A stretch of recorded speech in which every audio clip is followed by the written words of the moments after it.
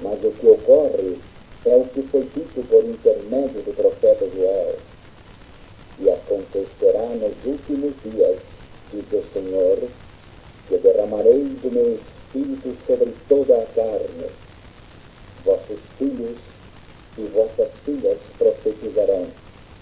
Vossos jovens terão visões e sonharão vossos velhos.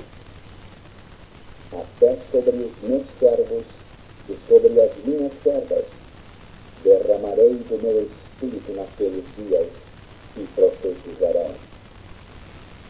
Mostrarei prodígios em cima no céu e sinais embaixo na terra, sangue, fogo e vapor de fumo.